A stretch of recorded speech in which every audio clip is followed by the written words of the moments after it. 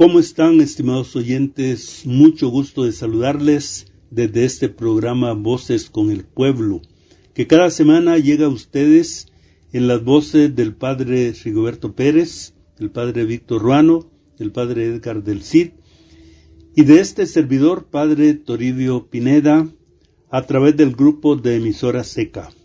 Muchas gracias por el apoyo técnico del periodista Carlos Benquechín y del Padre Leonel Barahona.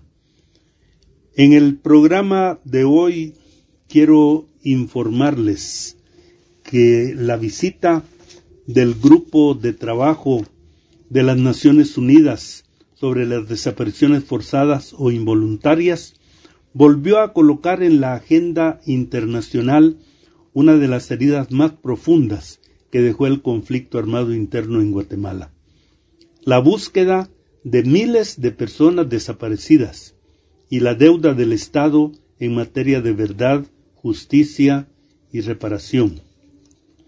Tras la visita de una misión oficial realizada entre el 23 de junio y el 2 de julio, las expertas de la Organización de las Naciones Unidas sostuvieron reuniones con autoridades, organizaciones de víctimas y entidades estatales para evaluar los avances y los desafíos del país. La visita se dio en el marco de la creación del Mecanismo de Búsqueda Humanitaria, una iniciativa que las familias consideran un paso histórico, aunque todavía insuficiente por sus limitaciones institucionales. Para Ana Lorena Delgadillo, del Grupo de Trabajo de la Organización de las Naciones Unidas, la desaparición forzada continúa siendo uno de los crímenes más graves que pueden cometerse contra una persona. Y cuando se practica de forma sistemática, constituye un crimen de lesa humanidad. Es muy importante que desde los organismos internacionales podamos dar seguimiento y apoyar en los casos de desaparición forzada, dijo la funcionaria de Naciones Unidas.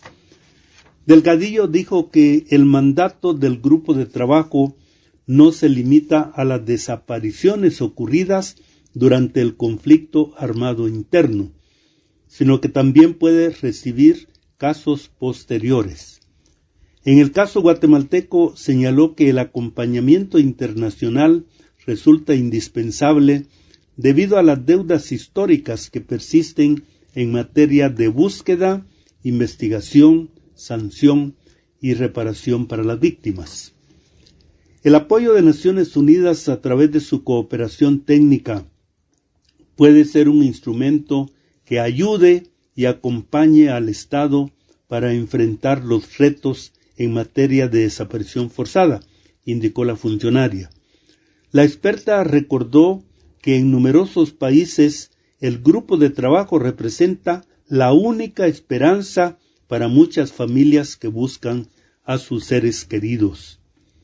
Las familias se enfrentan al Estado como el actor de las desapariciones, como el perpetrador o actores particulares que están coludidos con el Estado. En ese sentido, el acompañamiento para las familias es fundamental, enfatizó la funcionaria de Naciones Unidas. La integrante del grupo de trabajo dijo que Guatemala llegó a convertirse en un referente regional en la investigación sobre graves violaciones a los derechos humanos después de la firma de los acuerdos de paz. Durante esos años, agregó, se creó una institucionalidad especializada que impulsó investigaciones por desaparición forzada, genocidio y otros crímenes de guerra, así como avanzar en procesos ante la justicia ordinaria. Sin embargo, consideró que ese proceso sufrió un fuerte retroceso durante las administraciones de los expresidentes Jimmy Morales y Alejandro Yamatei. Hubo un grave retroceso que impactó muchos en el tema de la desaparición y en la erosión democrática, afirmó la funcionaria de Naciones Unidas.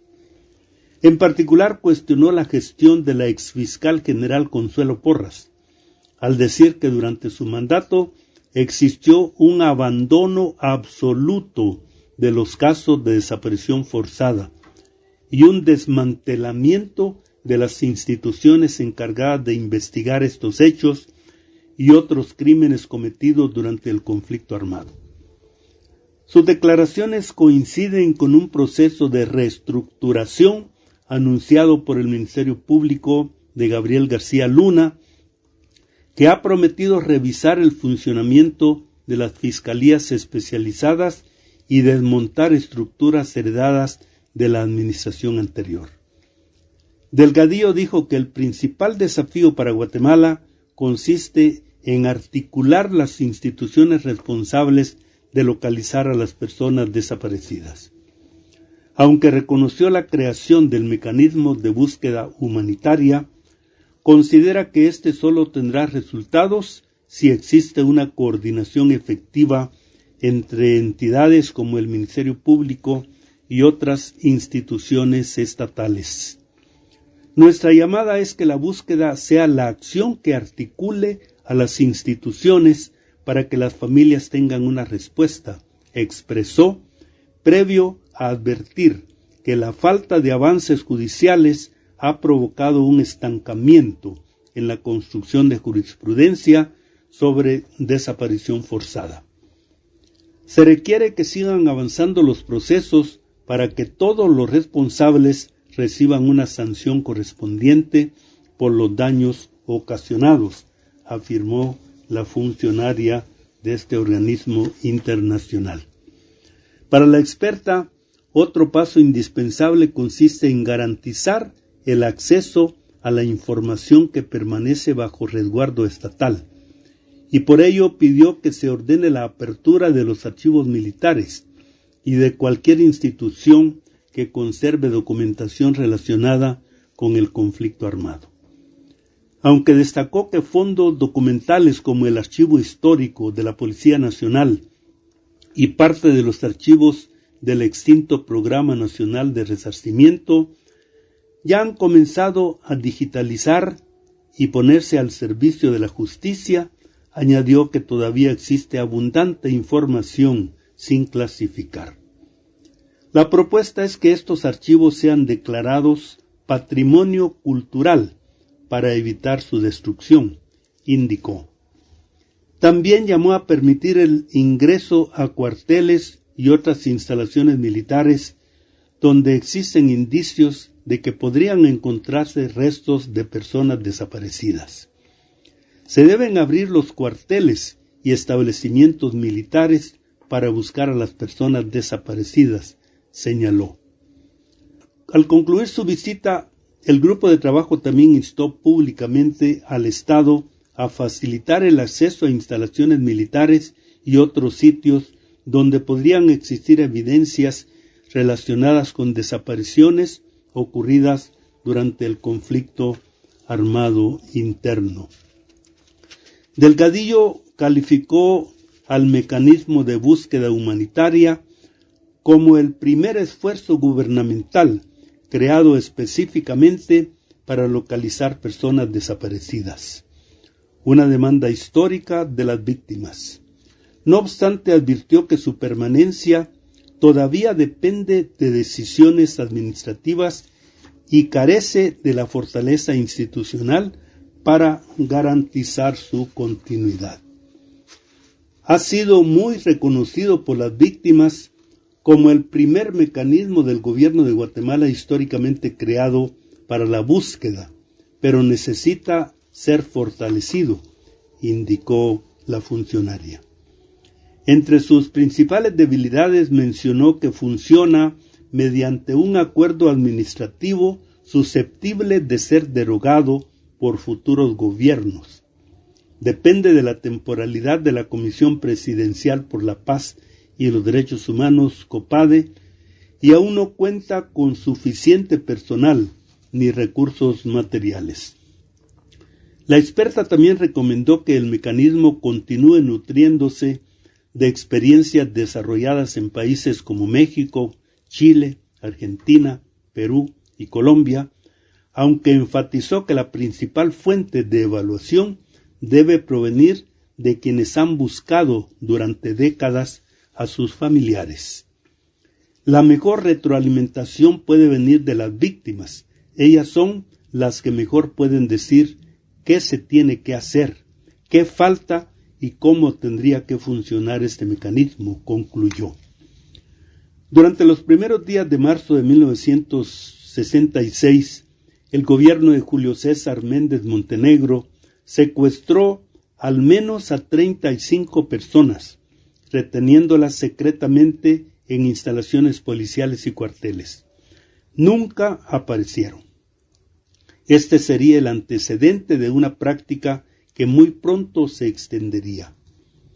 Al final de 36 años de guerra, la Comisión para el Esclarecimiento Histórico registró entre 1960 y 1996 a 45,000 personas desaparecidas, constituyendo, según el organismo internacional, la cifra más alta de víctimas de desaparición forzada en América Latina. La Comisión para el Esclarecimiento Histórico contabilizó que más del 90% de los crímenes fueron perpetrados por agentes estatales, incluyendo al Ejército, la Policía Nacional y grupos paramilitares.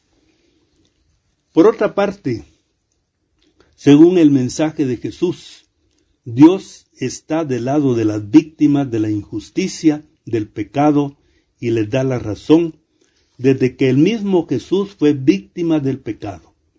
Dios está con Abel y condena el crimen de Caín como pecado. Nada justifica el pecado.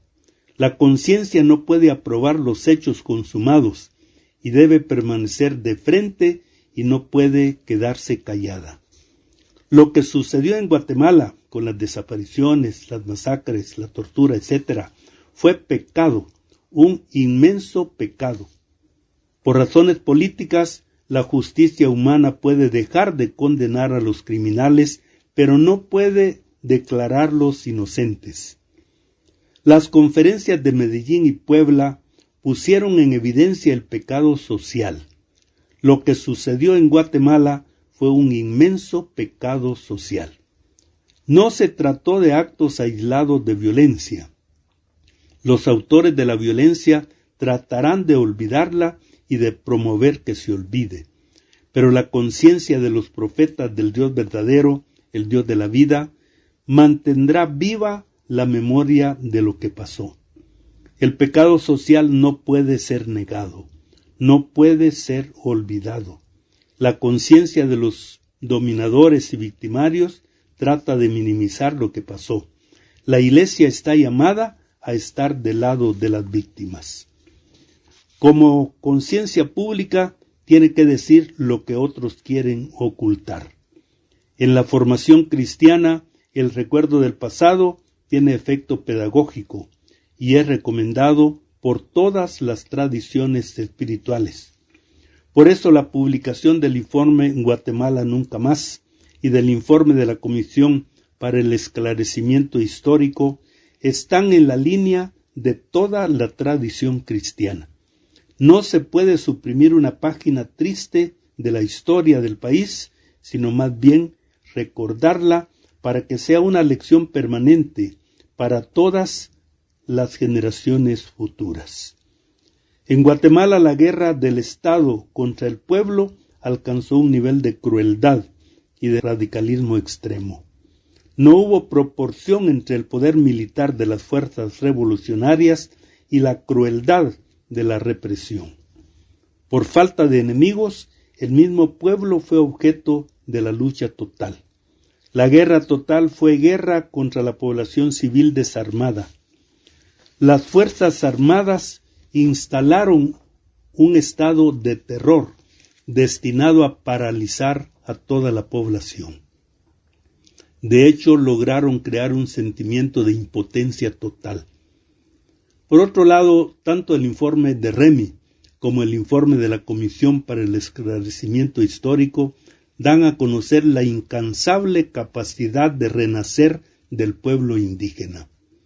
Han logrado sobrevivir después de 30 años de destrucción sistemática. A pesar de tantas fuerzas adversas, siempre encuentran nuevas energías para reconstruir lo que ha sido destruido. No se ha podido destruir su vitalidad, su capacidad de rehacer la vida después del cataclismo. Muy posiblemente a esto se refería el obispo, profeta y poeta Monseñor Pedro Casaldáliga cuando escribía: «Profetas mayas, gritad, no morirán los quetzales. La sangre de los leales nos ha salvado la herencia. Población en resistencia, ponte de Pascua y de pie». Muchas gracias por su atención.